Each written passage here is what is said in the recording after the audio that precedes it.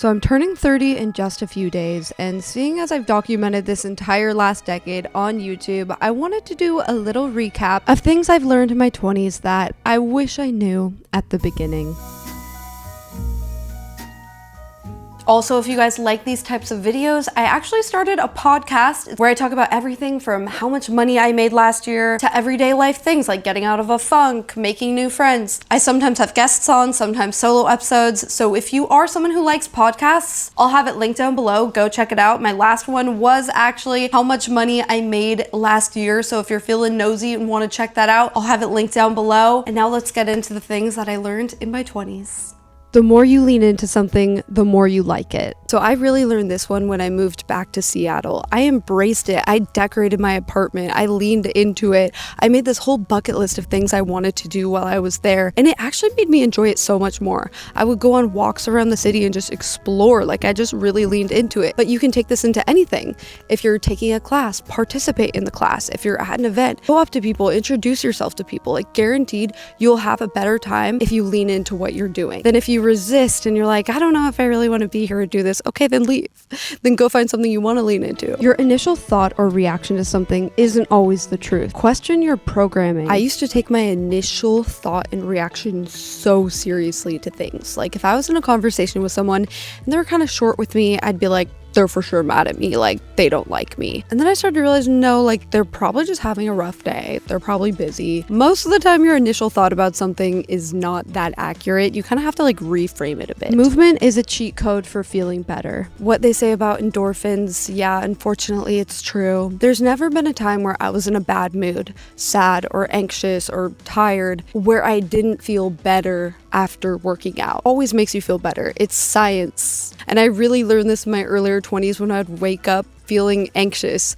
Working out made me feel 10 times better. Rest is productive. And if you don't proactively pick when you're gonna rest, it'll pick you. You'll get sick. This has happened to me so many times. I feel like our society is getting away from hustle culture, but there's still that pressure there to always be working, even when sometimes it's just to be busy. The work is not even actually that productive. The fact of the matter is you can't do your best work when you're exhausted. And if while you are resting, you're just stressing about the fact that you're not being productive, then you're not really resting. You don't need to always be so nice, especially to people who don't deserve it. There have just been times in my earlier 20s where someone was sketching me out, making me feel a little unsafe, and I still felt that pressure to still be polite. And today, I'm like, not like that at all. If someone's following you a little too close, for example, I would feel awkward looking back and letting them know that, you know, I think they're following a little too close. Now I wouldn't hesitate. I'll cross the street. I'll let you know that I feel like you're being sketchy. Generally, yes, be nice to everyone, but if someone is giving you a reason not to be, you know, don't be afraid to stand up for yourself. The more you have going on, the less it will sting if you're rejected for something. And I don't just mean relationship type rejection. There's many types of rejection. Job rejection, people rejecting wanting to be in a video, obviously romantic rejection, friend rejection. And if you put all your eggs in one basket, it's gonna hurt so much more if you're rejected. If I only have one video I'm planned, I've asked one person to be in it, it'll sting a little bit if that person doesn't want to be in the video. But normally I've reached out to so many people to be in different video ideas I have going on that if someone doesn't want to be in it, I kind of forgot I even asked them. It just isn't a big deal. Stop asking people for their opinion all the time. For example, I used to ask people before I posted on Instagram which photo was better, what outfit should I wear tonight, this one or this one, these little things that honestly don't really matter. And when you ask someone else, you're basically saying that their opinion matters more than yours. Just affirm yourself. I think for big decisions, yes, a few trusted opinions, especially someone who's already done something that you're looking to do, great to get their opinion. But for every little thing, stop. It's killing your confidence. Motivation usually comes from momentum. Rarely am I just motivated out of nowhere. Usually I need to get myself to just start. Just do whatever I can to just start a project, start studying for my real estate license, start making that video thumbnail. Once I've just started something, it makes me so much more motivated to actually finish it. And it's really just whatever you're in the habit of doing. You're not gonna be motivated to work out if you never work out. But since I do regularly work out, I'm motivated to to. I wake up, I want to work out. Once you're in the habit of something, it almost feels effortless, like that motivation, it's just there. And it's because you've built up that momentum. When it comes to beauty treatments, less is more. Over the years, I've tried lip filler, I've tried eyelash extensions, and extremely blonde hair. And pretty much all of them, I look back and I cringe. Especially the lip filler, ugh. But even when I look back at the eyelash extensions, it just looks so unnatural. Less is more. Eyelash extensions, lip filler, all those things, honestly, it's fine, but really in moderation. And honestly, filler, I don't mess with anymore now because I know that it migrates. Living somewhere just to save money on taxes is not always worth it. Really, the main reason I moved to Seattle for a couple years is because I went down that rabbit hole that felt like it was everywhere online at that time, that it's not worth it to live in certain states because of the income taxes. It's not like living in Seattle was bad or anything, but I just love living in California so much more. I find it easier to be motivated, I'm more productive, I work out more, it's easier to make friends, like literally everything about my life is better here. And sure, I saved a bit of money living in Washington, but at the end of the day,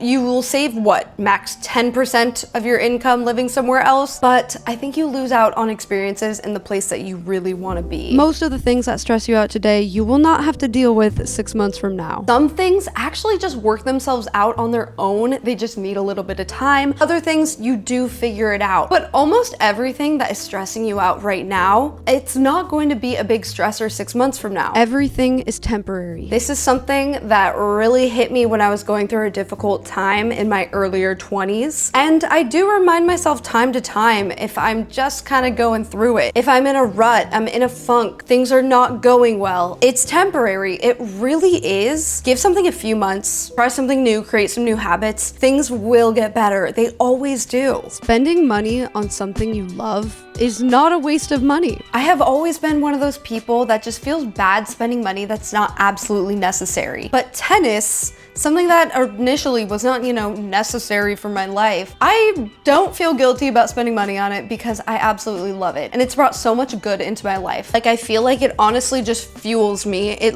brings me alive. It is not a waste of money, I've realized, to spend a little on experiences and hobbies that can just help you grow as a person and allow you to meet new people and just are plain fun, okay? It's okay to spend some money on something fun once in a while. Traveling is really fun, but having community at home is way more fulfilling. In my earlier 20s, I thought going to a new city every month, traveling all the time, was the dream. But then you kind of start to feel like you don't have a sense of community. And honestly, meeting these random people and hanging out like a few times, it feels a bit meaningless. I value much more now just having a community at home. It's more fulfilling to me. It's also less expensive than traveling all the time. Like, I would rather spend time with people who know me better than constantly traveling, meeting new people who you don't really get to know that well. If you want to feel happier regularly, prioritize getting into flow state. In my 20s, I achieved a lot of the things I wanted and that I thought would bring me happiness.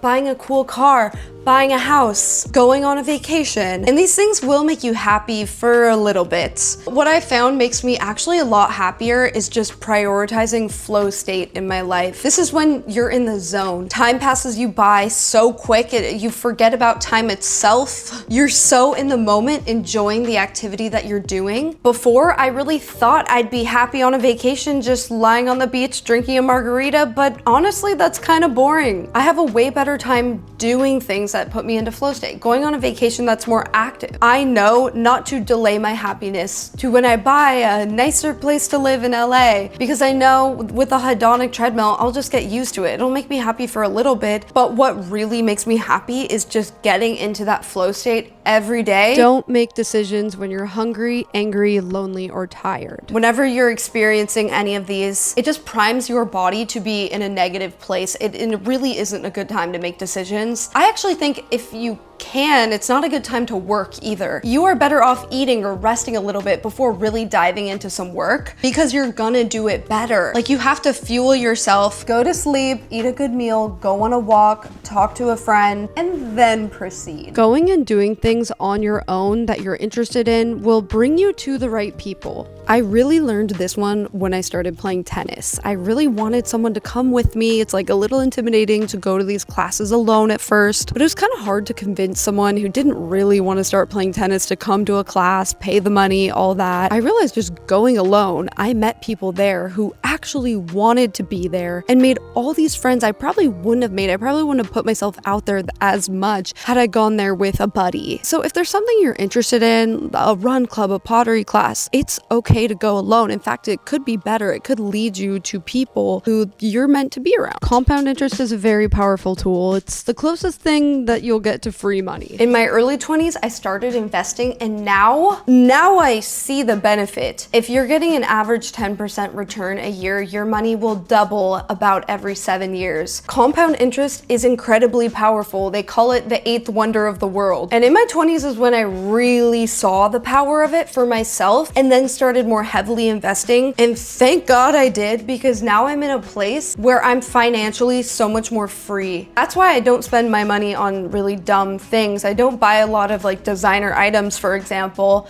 because the freedom is way more important to me. If you aren't investing yet and you don't understand the power of compound interest, stop everything and go learn about that. It's worth its weight in gold. It's how I've taken my lucky breaks and really set myself up for a life where I can be financially free. And I can really thank my understanding of compound interest and investing for that. If someone doesn't want to show up for you, let them. There are plenty of people who will. Trying to convince someone to go do something with you or be reliable when they're just not is such a waste of energy when there are so many people who will and want to. Like, why would you waste your energy on those people? What other people say and do is rarely about you. I used to take things so much more personally. Sometimes I would think about what they might say before even posting something on Instagram, for example. But it really is so true that people, most of the time, they're just projecting, or they're jealous that you're not afraid to put yourself out there and do that. They're insecure for some reason. If people are hating on you or making a comment that's rude, there's something there. There's something they haven't dealt with. You'll notice the people who are more successful than you at the thing you're trying to do are never the haters. It's always the people